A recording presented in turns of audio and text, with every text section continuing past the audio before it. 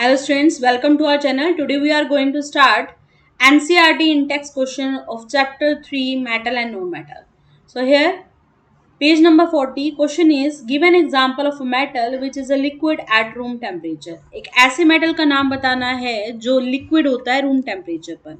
So all the metals they are solid in state but here we have exception that is mercury. Mercury जो होता है वो liquid होता है किस पर room temperature पर. Next is give an example of a metal that can be easily cut with the knife. कोई ऐसे मेटल का एग्जाम्पल दो जिसको आप नाइफ से कट कर सकते हैं. So we have here sodium और पोटेशियम दो ऐसे मेटल होते हैं जिनको आप नाइफ से इजिली कट कर सकते हैं. Next is here give an example of metal a metal which is a best conductor of heat. कोई भी कंडक्टर जो भी उस चीज को कंडक्ट करे उसको कंडक्टर बोलते हैं. लाइक हीट के लिए है तो इट मीन्स ऐसा मेटल जिसमें से आसानी से हीट पास कर सके. Right. So the best one that is silver and copper. Right. Now the next is a metal which is a poor conductor of heat.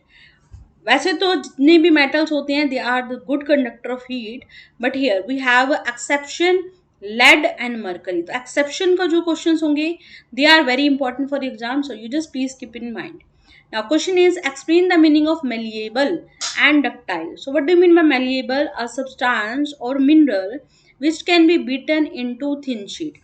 आप कोई भी मेटल लो उसको अगर हैमर से बीट करते हैं तो वो अपने आप ही शीट में कन्वर्ट हो जाता है. तो इस तरह का जो मेटल होता है उसको बोलते हैं मेलिएबल और इस तरह की प्रॉपर्टी को अक्वायर करने वाला जो होता है उसको बोलते हैं malleability. We called here example that is metal. Now next is ductile. Ductile क्या होता है? एक मटेरियल जिसको आप वायर्स में कन्वर्ट कर सके. शीट में कन्वर्ट करने वाला जो होता है उसको बोलते हैं मेलिएबल. वो मटेरियल जिनको आप वायर में कन्वर्ट करते हैं उनको बोलते हैं डक्टाइल. Let's take example. जैसे आप मेटल्स लें, आप देखते हैं आपकी मदर या फिर आप देखते हैं रिंग्स बनी हुई होती हैं तो they are made up of wire only. Right. आपके घर में जो इलेक्ट्रिसिटी की जितनी भी वायरिंग होती है दैट वी यूज मेटल्स. तो मेटल्स ऐसे मटेरियल होते हैं जिनको वायर्स में कन्वर्ट किया जाता है. Right. Now next is page number 46 question number 1. Why is sodium kept immersed in kerosene oil. आप देखते हैं कि जो सोडियम होता है उसको हमेशा केरोसिन ऑयल में रखते हैं. Why is sodium stored in kerosene. Why it is not kept in open. तो याद रखिए sodium it is very very reactive metal. सबसे ज्यादा आपको दिखेंगे पोटेशियम और सोडियम. तो अगर आप इसको बाहर ओपन में रखेंगे रूम टेम्परेचर पर तो ये ऑक्सीजन से रिएक्ट करता है. ऑक्सीजन से रिएक्ट करके सोडियम सोडियम ऑक्साइड बनाता है Na2O. Sodium also react with water. Sodium water के साथ रिएक्ट करता है. राइट. अब जैसे सोडियम वाटर के साथ रिएक्ट करता है it form sodium hydroxide. So protect the sodium from air and moisture it kept under kerosene. क्योंकि दोनों चीजें से क्या कर रहा है? रिएक्ट कर रहा है ऑक्सीजन के साथ भी और साथ में वाटर के साथ भी. So that's why we always kept it in kerosene. Right.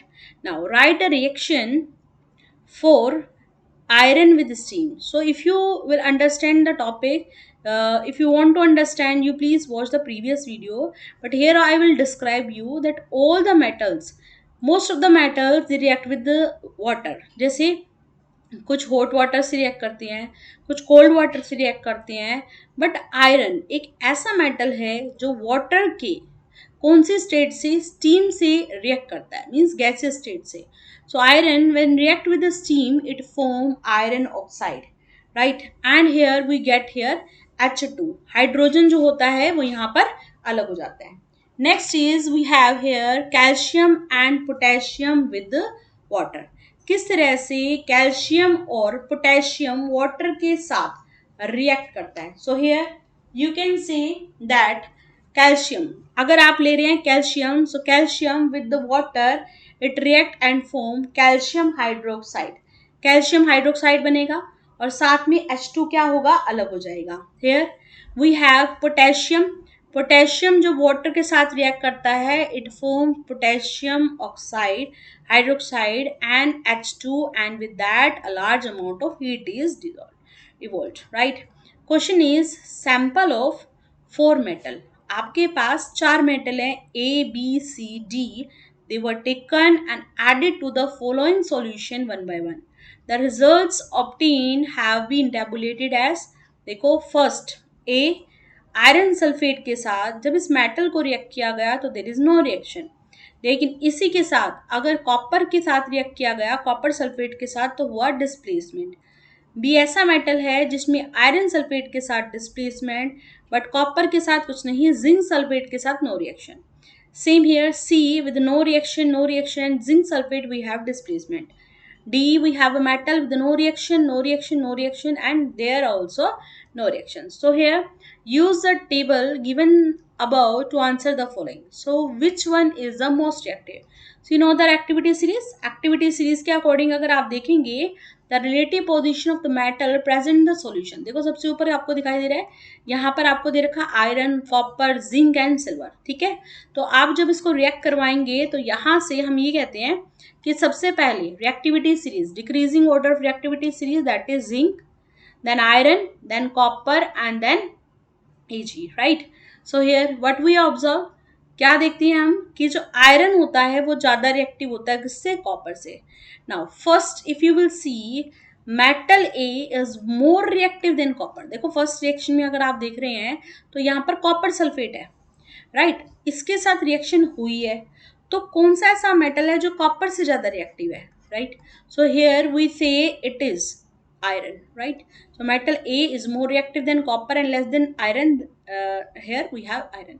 Metal B is more reactive than iron. ऐसा जो iron से भी ज़्यादा reactive हो और less reactive हो किससे, जिंक से, right? तो यहाँ से हमें पता चलता है कि हमारा जो B है वो more reactive है iron से, and here we say it is most reactive than copper. So this means that it will be displace copper. Copper को displace करेगा, right? The blue color of solution will slowly fade. Now, metal C is only more reactive than silver and less reactive than other metal. Metal C जो है वो यहाँ पर क्या कह रहा है, more reactive है किससे, सिल्वर से, और less reactive है किससे, अदर मेटल से, ठीक है। तो यहाँ पर कॉपर बनेगा। Metal D is less reactive, सबसे ज्यादा कम रिएक्टिव है, that means it is silver, right. So here B is zinc, A is iron, C is copper and D that is silver. Question is which gas is produced when dilute hydrochloric acid is added to a reactive metal? कौन सी gas produce होती है अगर आप किसी भी metal को hydrochloric acid के साथ रिएक्ट करते हो? Right the chemical reaction when iron react with the H2SO4। Iron अगर H2SO4 के साथ रिएक्ट करेगा इट फॉर्म आयरन सल्फेट और H2 गैस यहाँ पर सेपरेट हो जाएगी, right. Now question is what would you observe when zinc is added to a solution of iron sulfate? Zinc को आयरन सल्फेट के साथ रिएक्ट किया गया। So now when zinc is added to a solution of iron sulphate the greenish colour, क्या बन रहा है यहाँ पर, greenish colour of iron sulphate, right, solution that fades. अब यहाँ पर ग्रीन कलर है वो फेड हो जाएगा due to the formation of colourless zinc sulphate solution, क्योंकि जिंक यहाँ पर सल्फेट के साथ आएगा और क्या बनाएगा, zinc sulphate, and layer of iron metal is deposited on zinc. So here we see the reaction, zinc plus iron sulfate will give you zinc sulfate and iron. Now here write the electron dot structure for sodium, oxygen and magnesium. We need to write down the reaction here, right? So let's understand it. Electron dot structure, if we will take here sodium, so sodium has here we have here 11। आपको पता ही है कि जो sodium होता है उसका जो atomic number होता है दैट इज 11, राइट। अगर ये 11 है तो हम कहेंगे यहाँ पर एटॉमिक नंबर 11 के साथ इसकी इलेक्ट्रॉनिक कॉन्फ़िगरेशन क्या बनेगी, it is 281, right. Electronic configuration of this is here 281, right, 281। तो लास्ट में हमारे पास इलेक्ट्रॉन जो बचेगा दैट इज 1, ठीक है। तो आप देख सकते हैं यहाँ पर सोडियम के साथ यहाँ पर क्या लिखा हुआ है, 1 लिखा हुआ है, right. Now we have to see the oxygen. अब हम बात करते हैं किसकी, ऑक्सीजन की। तो ऑक्सीजन के अंदर हम कहते हैं इसका एटॉमिक नंबर कितना होता है, एटॉमिक नंबर कितना होता है, 8, राइट। ऑक्सीजन का एटॉमिक नंबर होता है 8। तो ऑक्सीजन का अगर इलेक्ट्रॉनिक कॉन्फ़िगरेशन करेंगे तो we have here it is equals to 2 and then 6। तो आप देख सकते हैं जो 6 है वो आपके पास आउटर मोस्ट में इलेक्ट्रॉन्स प्रेजेंट है, right. Now same as it is we can find out for for magnesium. Magnesium का एटॉमिक नंबर हमारे पास क्या होता है, इट इज 12, राइट। तो अकॉर्डिंग टू इट अगर आपको क्या फाइंड आउट करना है इसका इलेक्ट्रॉनिक डॉट स्ट्रक्चर, तो आप लिखेंगे 2, 8 and 2, right. With the same we have to form that. Question is second part, show the formation of Na2O and MgO। आपको क्या करना है, Na2O और साथ में क्या लेना है, magnesium oxide. Now by transfer of electron आपको बनाना है Na2O और साथ में बनाना है MgO। So here how to do it. Now Na2O we have atomic number of sodium. Sodium का एटॉमिक नंबर है हमारे पास 11। तो it has one valency electron, right. अब आपके पास है ऑक्सीजन, तो ऑक्सीजन का भी हम क्या करेंगे, एटॉमिक नंबर लिखेंगे। ऑक्सीजन का एटॉमिक नंबर क्या है यहाँ पर 8। So it has 6 electron in its valence shell. उसके वैलेंस शेल में कितने इलेक्ट्रॉन बनेंगे हमारे पास, it is here 6। Now just understand it, sodium has a tendency to lose. Sodium की टेंडेंसी क्या है, इलेक्ट्रॉन को लूज करने की, राइट। यहाँ पर आप देखते हैं कि जब सोडियम एक इलेक्ट्रॉन लूज करेगा तो ऑक्सीजन नीड 2 इलेक्ट्रॉन, बिल्कुल 2 इलेक्ट्रॉन की जरूरत है, right.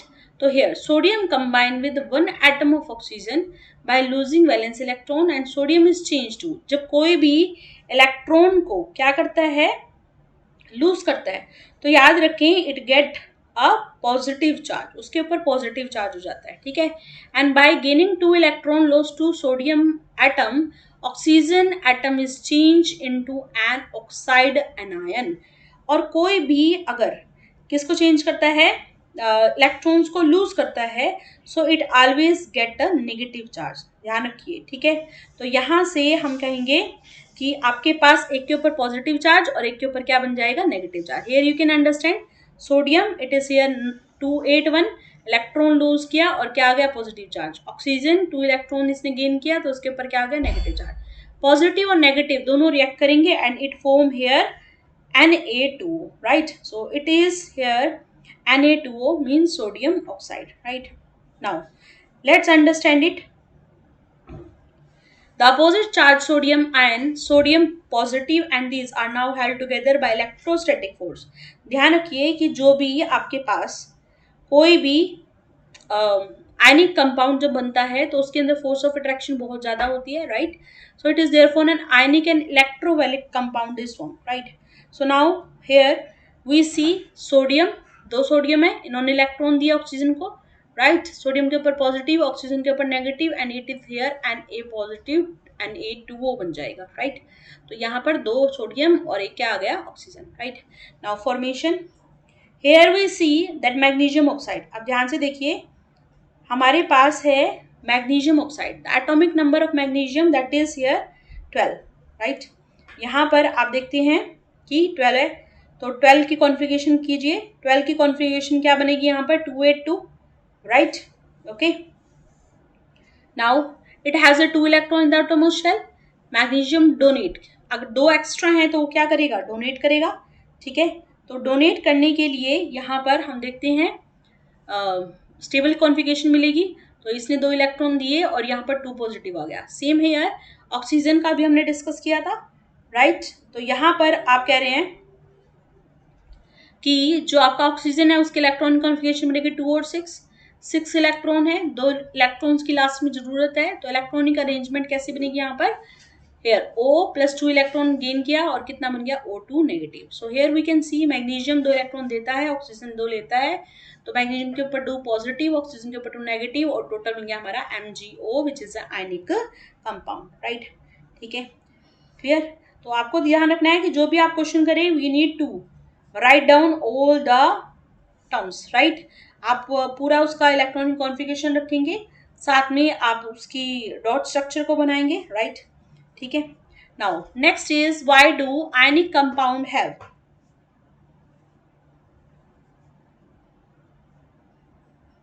Why do ionic compound have a high melting point? So here we understand कि जो ionic compound होते हैं उसके पास क्या होता है, high melting point होता है. So ionic compound have a rigid structure. हम कहते हैं कि जो ionic compound होता है उसका structure rigid होता है, उसको आप change नहीं कर सकते. Atoms are strongly bonded with each other, एक दूसरे के साथ bonded होते हैं.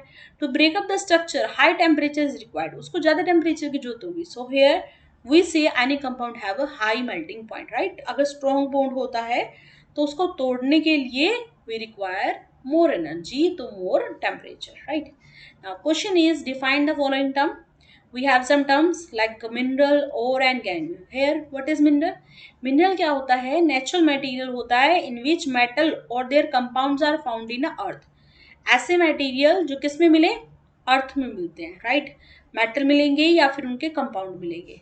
और these those minerals from which metal can be extracted, ऐसे मिनरल जिनसे हम मेटल्स को एक्सट्रैक्ट करते हैं कन्वेंशनली और प्रॉफिटेबली, उनको हम क्या बोलते हैं, ओर्स बोलते हैं. गैंग्यू हेयर द अनवांटेड इम्प्योरिटी. अभी आप कह रहे हो कि जैसे अगर मान लो मिनरल बनेंगे तो ऐसा थोड़ी ना होगा वो प्योर फॉर्म में आएगा, उसके साथ कुछ इम्प्योर जरूर होगा. तो वो जो इम्प्योर फॉर्म है, सैंड, रॉकी मटेरियल, अर्थी पार्टिकल, लाइमस्टोन, माइका, ये सारे के सारे क्या कहलाते हैं, हमारे गैंग्यू कहलाते हैं, right? Name two metals which are found in nature in the free state. कौन से ऐसे मेटल्स होते हैं जो नेटिव स्टेट में, जो फ्री स्टेट में अकर करते हैं? तो आप बताओ कौन से ऐसे मेटल हैं जो रिएक्ट नहीं करते? They are gold and platinum, right? Question is which chemical process is used for obtaining a metal from its oxide? कौन सा ऐसा केमिकल प्रोसेस है जिससे उसके मेटल को उसके ऑक्साइड से निकाला जा सकता है? So here we see that reduction process. हम क्या करते हैं, मेटल ऑक्साइड लेते हैं, कार्बन से रिएक्ट करवाते हैं और यहाँ पर कार्बन क्या करेगा, ऑक्सीजन के साथ रिएक्ट करेगा, right? Here we take the another one, that is metal reduction process. metal reduction process में we take a more reactive metal, जो भी गिवन होता है उससे more reactive ले लो. एल्यूमिनियम ले लिया तो एल्यूमिनियम इसके साथ रिएक्ट करता है और आयरन क्या हो जाता है, इसमें सेपरेट हो जाता है, right? Now question is metallic oxide of zinc, magnesium, copper were heated with the following metals. देखो जिंक ऑक्साइड है, मैग्नीशियम ऑक्साइड है, कॉपर ऑक्साइड है. In which cases will you find displacement reaction taking place. आपको बताना है कि किस में ऐसा होगा, डिस्प्लेसमेंट रिएक्शन होगी. तो देखो magnesium it is able to react with the zinc oxide. जो ज़्यादा रिएक्टिव होगा वो रिएक्ट कर जाएगा, राइट? तो magnesium is more reactive so it can displace, ठीक है? तो जिंक को हटा दिया तो जिंक अलग हो गया और मैग्नीशियम ऑक्साइड आ गया. Copper will not give displacement reaction with zinc oxide because copper less reactive होता है. Next is magnesium oxide अगर displacement reaction देगा तो it's not possible with any of the zinc, magnesium and copper, right? Both zinc and magnesium can give displacement reaction with the copper oxide because zinc और magnesium ज़्यादा reactive होते हैं किससे, copper से, right? Question is which metal do not corrode easily. कौन से ऐसे metals होते हैं जो ईजिली कोरोड नहीं होते? देखो कोरोड वो होंगे जो ईजिली रिएक्ट करेंगे किसी के साथ, जो हाई रिएक्टिव होंगे, राइट? तो हमें ऐसे मेटल्स लेने हैं जो लो रिएक्टिव होते हैं, जैसे कि गोल्ड, प्लैटिनम, क्रोमियम, है ना? तो ये सारे के सारे हमारे पास क्या होंगे, लो होंगे, ठीक है? Now question is what are alloys. हमारे पास अलॉयज क्या होते हैं? So what are alloys? Alloys are homogeneous mixture. हम कहते हैं अलॉयज क्या होते हैं, होमोजीनियस मिक्सचर होते हैं, राइट? अगर हम बात करें होमोजीनियस मिक्सचर की तो it is made up of metal with metal. हम कहेंगे मेटल के साथ अगर मेटल ऐड कर दे, ठीक है, नॉन मेटल के साथ कोई नॉन मेटल ऐड कर दे, ठीक है, तो ये सारे के सारे जो होते हैं उनको हम क्या बोल देते हैं, वी कॉल्ड देम अलॉयज. हम ऐसे वाले जो मिक्सचर होते हैं उनको हम क्या बोल देते हैं, अलॉयज बोल देते हैं, right? Now let's understand it. Let's understand that brass, right? Take an example of brass. तो brass is an alloy of two metal. कौन कौन से मेटल को बनेगा यहाँ पर, कॉपर और साथ में क्या है, zinc. whereas steel is an alloy of metal, iron and a small amount of non-metal carbon. So these are the examples of NCERT in text. You please revise it, okay, go through it and get good marks. Tata, bye bye.